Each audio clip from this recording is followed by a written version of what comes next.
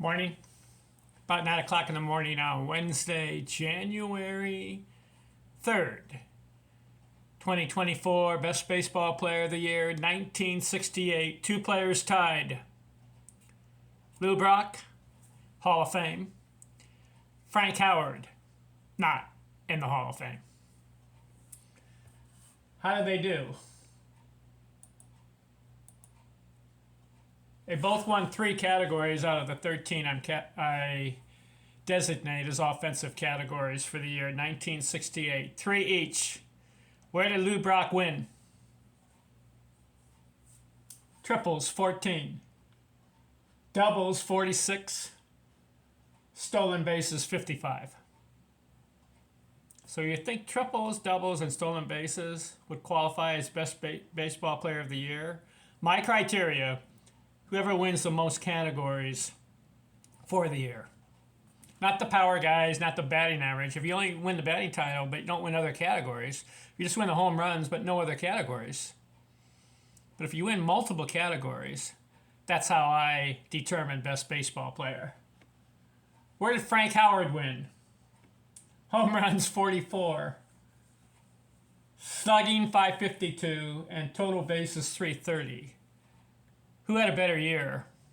Frank Howard or Lou Brock? Well, if you look at power, slugging, and total bases, compare that with triples, doubles, and stolen bases. Which is more valuable to the team?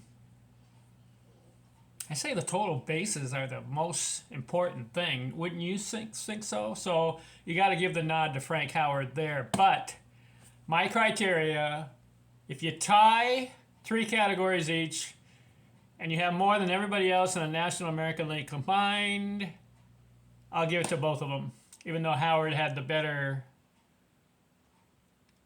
numbers. Pete Rose had the batting title, and he also had the most hits, but he only had 2 categories. Curt Flood had the singles, Ken Harrelson the runs batted in, Glenn Beckett runs scored, Collier Yastrzemski the on base, and base on balls. So Yastrzemski, he won 1967 because he had a triple crown. But 1968, he had 2 more categories, but not 3. Brock and Howard had 3. Pete Rose had 2 categories, not 3. That's how I do it. Let's look at the years.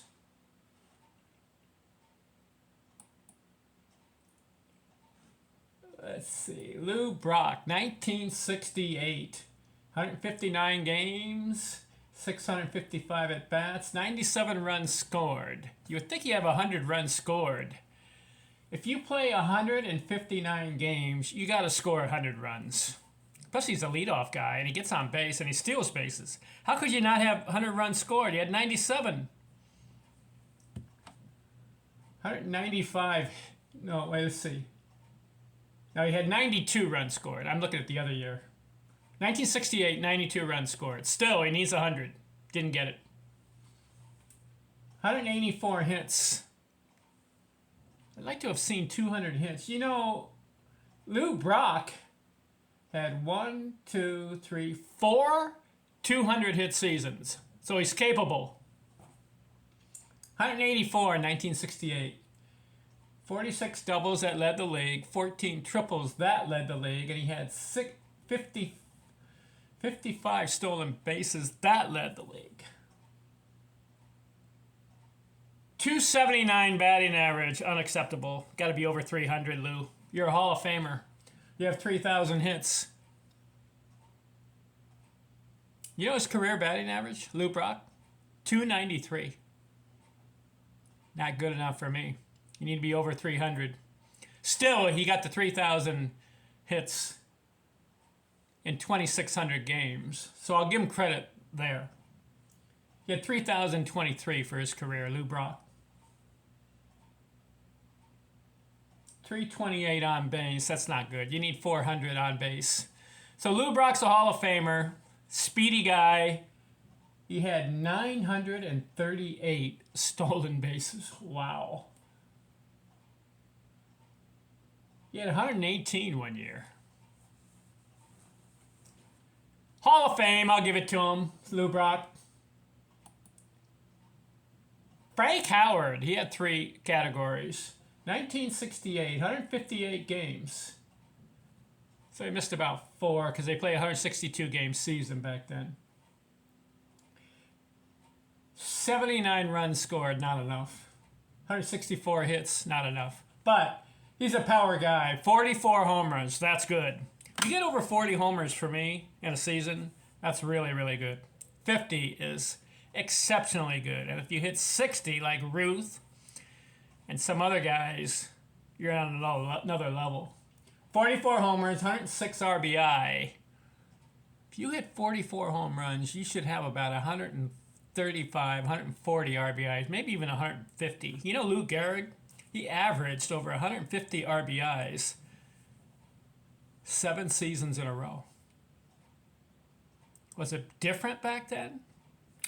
Lou Gehrig, exceptionally great player. 106 RBI, not good enough for me. Even though I like the over 100 RBIs, that should be a goal, don't you think? If you're a baseball player, you should have 3 goals.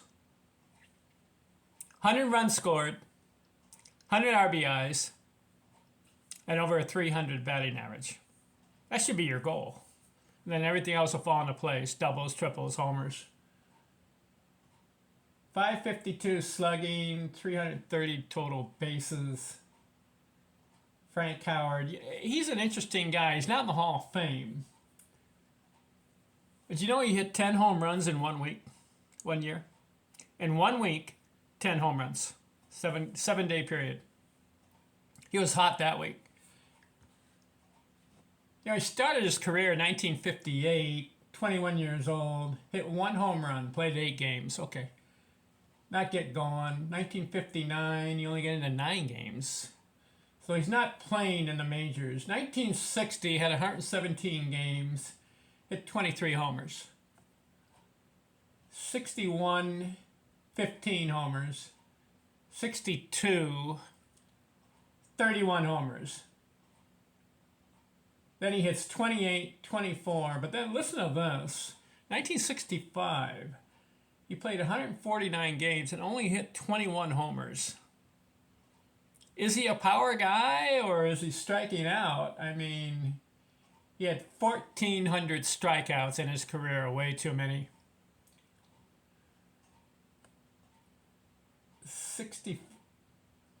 1966, he played 146 games and only hit 18 homers. So something's off with Frank Howard. I don't know what happened, but 1967, he put it together. 36 homers, and then 1968, the year he becomes the best baseball player, in my opinion, because he had 3 categories. He hits 44 home runs. And then 1969, he hits 48. And 1970, he hits 44. So a 3-year period. Wow, 88 and 40, 120. He hits 132 home runs in 3 years. He was on a pace for 500, but his career stalled. Went down to 26 homers the following year, then 10. Then he retired at 36 years old, and he only had 382 homers only. He was on a 500 home run pace, but he got started too late because in his prime years, he wasn't really hitting enough homers. It was only when he got to be about 30 years old, right there. Then he hit 36. Then he hit 36, 44, 48, and 44. If he had continued that pace of 40 homers, he would have been up to 500 homers. He had 1,000 RBIs, had 1,800 games. Frank Howard, sorry, can't put you in the Hall of Fame. But he was impressive in that one stretch between 1967 and 1970. He was a power guy. Okay, let's see. We covered 1968. We're going to give it to Lou Brock and Frank Howard. Next video. 1969. Stay tuned. I'm out.